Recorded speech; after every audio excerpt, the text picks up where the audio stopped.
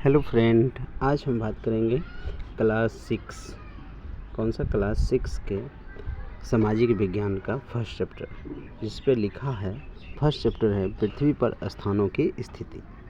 तो हम जानने चाहेंगे कि पृथ्वी पर स्थानों की स्थिति कैसे। जैसे आर्यभट्ट ने पृथ्वी अंतरिक्ष में स्थित है। आर्यभट्ट ने कहा है जो जल, पृथ्वी, अग्नि, वायु से बनी हुई। इसका मतलब पृथ्वी का निर्माण अगर पूछा जाए तो कहा जाएगा पृथ्वी का निर्माण जो हुआ है, पृथ्वी का निर्माण यानी कि जल,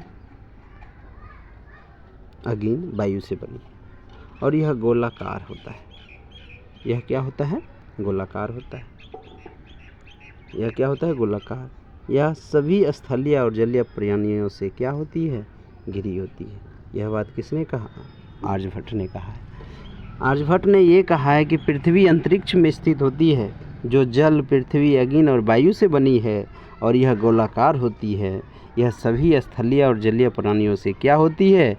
घिरी होती है। यह बात आर्यभट्ट ने कही है। इसी के साथ ही अब हम बात करेंगे कि कह रहा है कल्पना कीजिए आप पहली बार किसी नगर की यात्रा कर रहे हैं, तो उस नगर में आप जिन स्थानों की यात्रा करना चाहते हैं उनका पता आप कैसे लगाएंगे? आप सहायता के लिए किसी स्थानीय व्यक्ति से पूछ सकते हैं अथवा उस नगर के मानचित्र को देख सकते हैं। जैसे एग्जाम्पल के तौर पे कहूँ कि मुझे यहाँ से पटना में किसी एक जगह कंकड़बाग जाना हो, तो एग्जाम्पल के तौर पे मुझे कैसे पता चले? यहाँ से तो पटना चल जाएंगे ट्रेन से, लेकिन कंकड़बाग तो वहाँ से कोई व्यक्ति से ही पूछना पड़ेगा ना, या तो मैप पे देखेंगे। तो वही कह रहा, पिछली कक्षा में आपने मानचित्र के बारे में कुछ बातें सीखी थी, और इस पे अध्याय पर अब हम विस्तार पूर्वक अध्ययन करेंगे। आइए एक खेल खेलते हैं।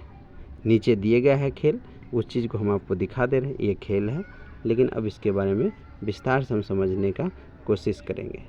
ठीक है, तो अब शुरू करते हैं। कह रहा है एक लघु नगर के मानचित्र का निरीक्षण कीजिए। कल्पना कीजिए कि आप रेलवे स्टेशन पर एक रेलगाड़ी से अभी अभी उतरे हैं। रेलवे स्टेशन पर हैं, रेलगाड़ी से ही उतरेंगे ना, बैलगाड़ी से तो उतरेंगे नहीं। तो कह रहा है रेलवे स्टेशन पर एक रेलगाड़ी से उतर रहे हैं और मानचित्र पर अंकित बैंक में जाना चाहते हैं। आप किस मार्ग से जाएंगे? क्या कोई अन्य संभावित मार्ग भी है? क्या आप इसी मानचित्र में सार्वजनिक उद्यान, विद्यालय, संग्रहालय का भी पता लगा सकते हैं? यदि आप बैंक से बाजार तक जाना चाहते हैं तो आप किस मार्ग को चुनेंगे? ऐसी परिस्थिति में एक मानचित्र में आप उपयोग में आता है, इसके बारे में आपको बताना है। तो आइए एक मानचित्र हम आपको दिखाते हैं। यहाँ पे आप जो देख रहे हैं 4 दिशा के बारे में बताया गया है, उत्तर, पश्चिम, पूर्व और दक्षिण दिया हुआ है।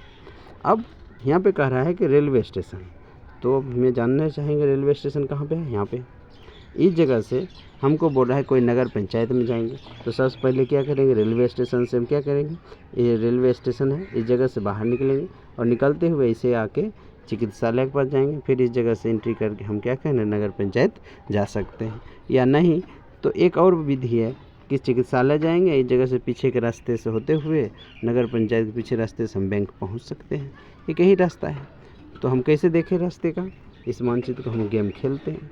अब कह रहा है मानचित्र स्थानों का पता लगाने के लिए आप एक मार्गदर्शक की तरह है, जो यह दर्शाता है कि किस नगर, किस स्थान की स्थिति कहाँ है, वहाँ तक कैसे पहुँचा जा सकता है। मानचित्र में कुछ दाएं कोने के शीर्ष पर स्थित 4 तीरों पर ध्यान दीजिए। हम आगे देखेंगे कि वे कुछ विशिष्ट दिशाओं को इंगित करते हैं, मानचित्र को समझाने में अधिक सहायता भी होते हैं। तो आइए 4 दिशा की कौन की बात कर रहे हैं, तो हम आपको पहले भी बता दिए। ये 4 दिशा है, उत्तर, पूर्व, दक्षिण और पश्चिम दिशा। ठीक है, इसी के साथ ही अब हम बात करेंगे कि आइए पता लगाते हैं। कह रहा है कि पृष्ठ नंबर 8 पर दिए गए जो चित्र 1.1 में है, चिकित्सालय को अंकित करता है। दूसरा कह रहा है नीले रंग से दिखाए गए क्षेत्र क्या दर्शा रहे हैं? विद्यालय, नगर पंचायत, सार्वजनिक उद्यान में से स्टेशन, रेलवे स्टेशन से कौन सा स्थान सबसे अधिक दूरी पर है? तो हम कहेंगे सबसे आप बताइए। चिकित्सालय को अंकित करता है। चिकित्सालय के कौन सा अंकित कर रहा है? तो चिकित्सालय का अगर देखें तो अंकित जो कर रहा है, चिकित्सालय का अंकित कर रहा है कि नहीं? रेलवे स्टेशन, चिकित्सालय और पंचायत में सबसे दूरी पर कौन है? तो नगर पंचायत दूरी पर है। इसका भी आंसर मिल गया है कि नहीं? अब हम चलते हैं। कह रहा है कक्ष के एक क्रियाकलाप के रूप में 3-4 विद्यार्थी के अलग अलग समूह बनाइए। प्रत्येक समूह से अपने विद्यालय में उस उस तक जाने वाले कुछ मार्ग और पड़ोस के भवनों को मानचित्र बनाने को कहिए। अंत में सभी मानचित्र का तुलना कीजिए और उन पर भी चर्चा करने का अपने सहपाठियों के साथ मिलजुल कर एक मानचित्र बना सकते हैं। लेकिन अब हम समझेंगे मानचित्र के क्या है, उसके घटक। मानचित्र के घटक के बारे में समझेंगे, क्या क्या घटक है। हम इस साधारण उदाहरण से समझ सकते हैं कि मानचित्र किसी भी क्षेत्र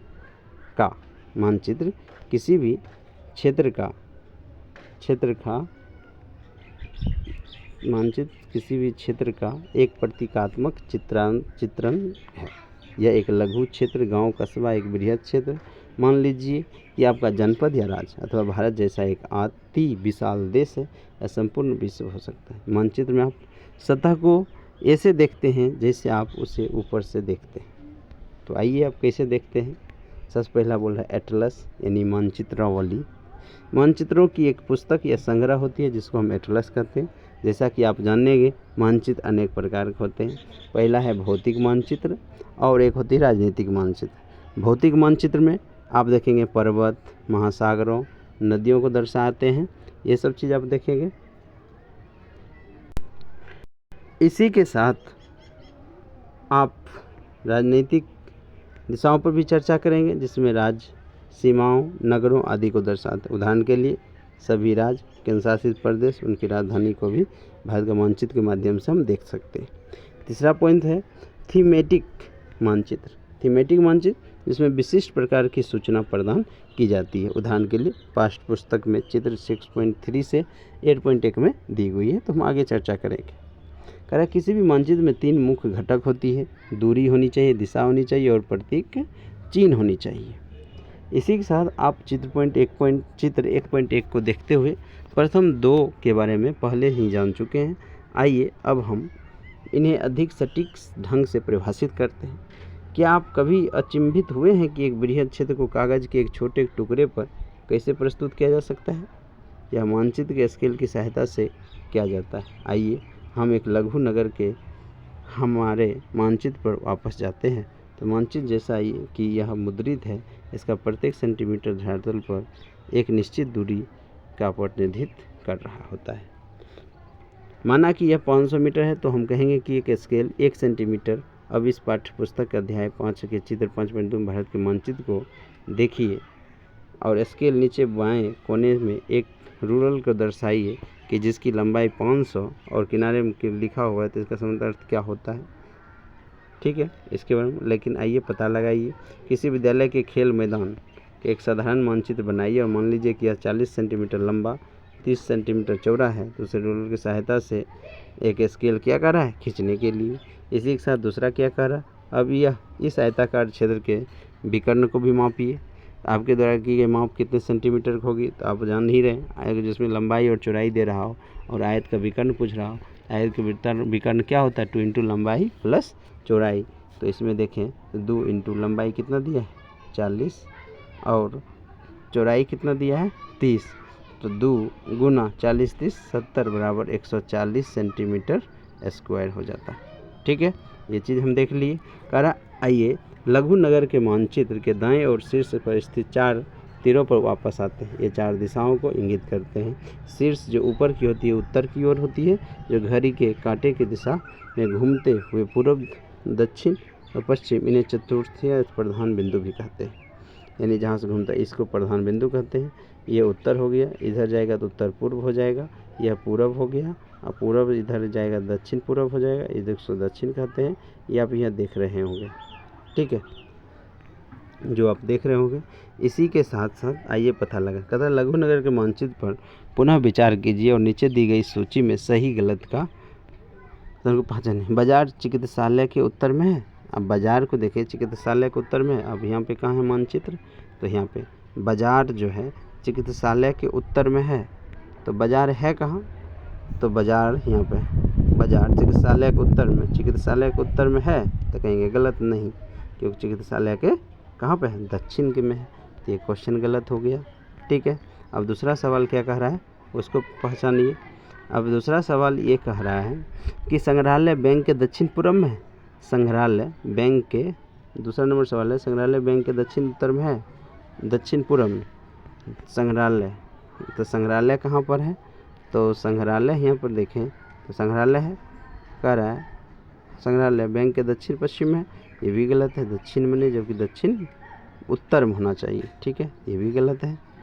ठीक है, उसके साथ ही अब ये भी हम देख लेते हैं, रेलवे स्टेशन चिकित्सालय के उत्तर पश्चिम में, रेलवे स्टेशन चिकित्सालय के उत्तर पश्चिम में है, तो रेलवे स्टेशन कहाँ पे है, रेलवे स्टेशन देखें, रेलवे स्टेशन ही है, चिकित्सालय के उत्तर पश्चिम में, तो बात तो सही है, ये बात सही है, चिकित्सालय है और इस जगह सती करें तो उत्तर पश्चिम तो आ ही रहा है ये पॉइंट। ठीक है, ये सवाल सही है। इसी तरह से आपको जवाब भी देना है। ठीक है, अब कह रहा है प्रतीक चिन्ह। मानचित्र का एक महत्वपूर्ण घटक है। हमारे मानचित्र में वास्तविक भवनों और कुछ अन्य अवयवों के लघु आलेख, जिसको ड्राइंग्स कहते हैं, लेकिन एक बड़े नगर या एक देश के मानचित्र, एक देश, इन सभी के चित्रण के लिए पर्याप्त स्थान नहीं होगा। इसी की जगह इन आकृति को रेखांकन के लिए चिन्हों का उपयोग किया जा सकता है। उदाहरण के लिए अगर हमारे गांव की कहे बात करने के लिए बात कहें तो गांव का अगर कहेगा मानचित्र, जिसमें बहुत सारे मकान है, तो मकान है बहुत बड़ी बड़ी, तो हमें सबका चित्र करेंगे तो इंगित करना होगा नहीं ना, इसके लिए हम संकेत का कुछ यूज करेंगे। जैसे रेलवे स्टेशन कितना बड़ा होता है, उसका इंगित करेंगे, एक पेज पे नहीं हो पाएगा। विद्यालय, डाकघर, तो रेलवे स्टेशन, विद्यालय, डाकघर, मार्ग, रेलवे लाइन, नदी, ताल, बांध के प्रतीक चिन्ह को हमें यूज करें। इस तरीके से मानचित्र पर उपलब्ध सीमित स्थान अनेक विवरण दर्शाए जा सकते हैं, यानी कम स्थान पर हम ज़्यादा विवरण दर्शा सकते हैं संकेत का अगर यूज करेंगे। तो आइए पता लगाए अपने घर और विद्यालय और कुछ महत्वपूर्ण भू चिन्हित स्थानों के लिए, जैसे कि रेलवे है, ठीक है, तो उस जगह के लिए हम क्या करेंगे, ऐसा चित्र बनाएंगे। इससे पता नदियाँ हैं, कहीं पोखर है तो इसका चित्र, नदी है तो ऐसा चित्र बनाएंगे।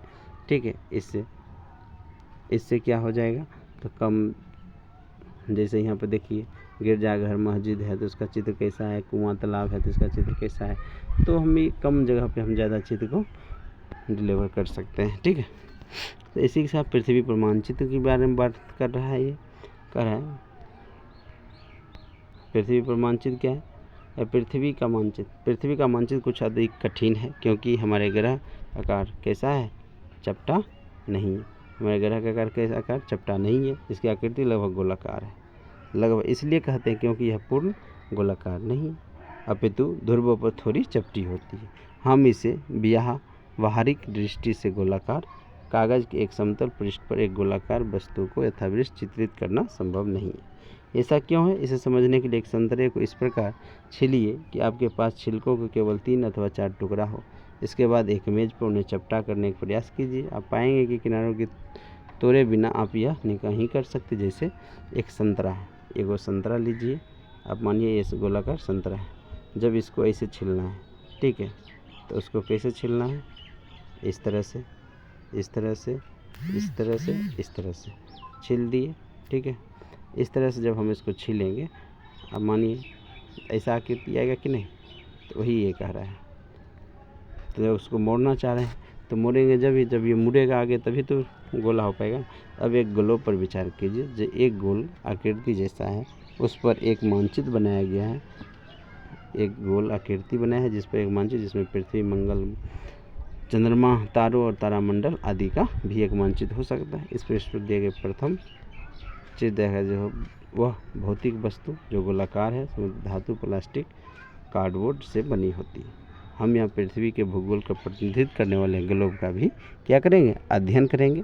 चूँकि ग्लोब और पृथ्वी का आकार एक समान होता है, इसलिए एक ग्लोब किसी समतल मानचित्र की तुलना में पृथ्वी के भूगोल का बेहतर प्रतिनिधित्व क्या कर सकता है, प्रतिनिधित्व कर सकता है। आइए इसकी कुछ विशेषताओं के क्या करेंगे, पता लगाएंगे। निर्देशांक को समझना भी है तो हम समझते हैं। किसी नगर या कस्बों के एक बड़े बाजार की कल्पना कीजिए जिसमें सीधी पंक्तियों में समान आकार की दुकानें हैं। आप बाजार में एक स्टेशनरी की दुकान पर अपने मित्र से मिलना चाहते हैं, लेकिन आपका मित्र यह नहीं जानता कि दुकान कहाँ पर है, अतः उसे इस प्रकार का निर्देश देंगे, प्रवेश द्वारा 5वीं पंक्ति और 7वीं दुकान पर शाम 6 बजे मुझसे मिलें। इससे आपका मित्र आपकी सही स्थिति को निर्धारित कर पाएगा, कहेंगे नहीं कर पाएगा। लेकिन अब शतरंज के पटल पर विचार करते हैं।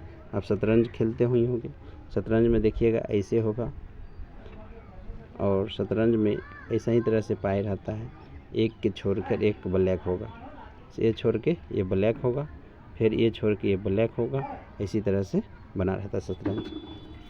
ठीक है,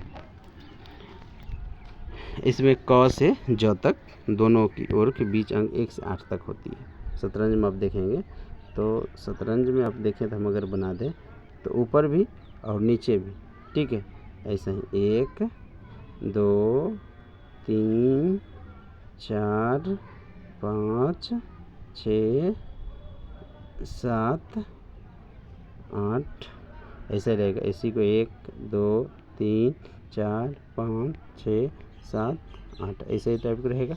इसे शतरंज होता है, खेलते हैं। ठीक है, उसी के बारे में बता रहा।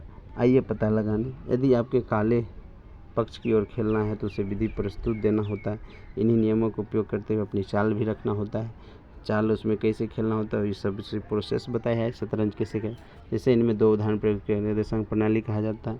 तो 2 निर्देशांक की सहायता से स्टेशनरी की दुकान के साथ शतरंज के पटल पर वर्गाकृत को भी ठीक ठाक निर्धारित किया जा सकता है। मानचित्र पर किसी स्थान की स्थिति के निर्धारण के लिए आपको निर्देशांकों की ऐसी प्रणाली का प्रयोग किया जाता है। आइए इसे देखें यह प्रणाली कैसे काम करती है। अक्षांश की बात करेंगे तो सबसे पहला अक्षांश। आइए ग्लोब को पुनः देखते हैं। इस पर उत्तरी ध्रुव और दक्षिणी ध्रुव की पहचान करना सरल हो गया। जैसे हम ग्लोब बनाते हैं, इसके ऊपर में उत्तरी ध्रुव होता है, इसके नीचे दक्षिणी ध्रुव, इसको साउथ पोल, इसको क्या कहेंगे, नॉर्थ पोल कहेंगे। ठीक है, अब ये कह रहा है जब यह घुमाया जाता है तो ऊपर और निचले स्तर पर स्थित बिंदु 2 ध्रुव है। इनके मध्य में भूमध्य रेखा, जिसको हम विषुवत वृत्त कहते हैं, उस वृत्त की पहचानिए जो इसे चिन्हित करता है। तो अब जैसे हम ग्लोब आपको बनाएं तो ग्लोब जैसे आपको ये देखिएगा, ऐसा ग्लोब होता है। ठीक है, ऐसा ग्लोब होता है। इसके बीचों बीच से एक 0 डिग्री हो जाती है, जिसको भूमध्य रेखा कहें। क्या नाम है, या तो भूमध्य रेखा या इसी का नाम है दूसरा विषुवत रेखा। क्या नाम है, विषुवत रेखा भी नाम है। क्या नाम है, विषुवत रेखा भी नाम है। ठीक है, इसके बारे में हम जानेंगे। कल्पना कीजिएगा आप भूमध्य रेखा पर खड़े हैं तो दोनों ध्रुव में से किसी एक ध्रुव की ओर यात्रा करें तो इसे करते समय भूमध्य रेखा में आपकी दूरी बढ़ती जाएगी। मतलब नहीं समझ रहे, अब नहीं समझ होंगे, हम बता रहे हैं। कह रहा है कल्पना कीजिए, यानी सोचिए, अगर आप भूमध्य रेखा पर खड़े हैं और दोनों ध्रुव में से किसी एक ध्रुव की ओर यात्रा करें, आगे या पीछे, दोनों ध्रुव में से किसी एक ध्रुव की ओर यात्रा कर रहे हैं। इसे करते समय भूमध्य रेखा से आपकी दूरी बढ़ती जाएगी। जैसे अभी हम आपको एक चित्र बना के दिखा देते हैं ग्लोब का। ये हो गया भूमध्य रेखा पर, आप यहाँ पे खड़ा हैं, या तो ऊपर जाइए या तो नीचे जाइए। तो कह रहा है दूरी बढ़ती जाएगी। दूरी क्या होगा, बढ़ते जाएगा, बढ़ती जाएगी। अक्षांश भूमध्य रेखा से इसी दूरी को मापता है। भूमध्य रेखा से इसी दूरी को मापता है। आप इस यात्रा के किसी बिंदु पर एक कल्पना कीजिए और रेखा खींच सकते हैं जो भूमध्य रेखा समांतर पूर्व से पश्चिम की ओर जाती है, यानी पूर्व से पश्चिम। इसको अक्षांश कहते हैं। इस रेखा को अक्षांश कहते हैं। इस रेखा को क्या कहते हैं, अक्षांश कहते हैं, जो पूर्व से पश्चिम की ओर जाती है। ठीक है, इसके बारे में समझ गए।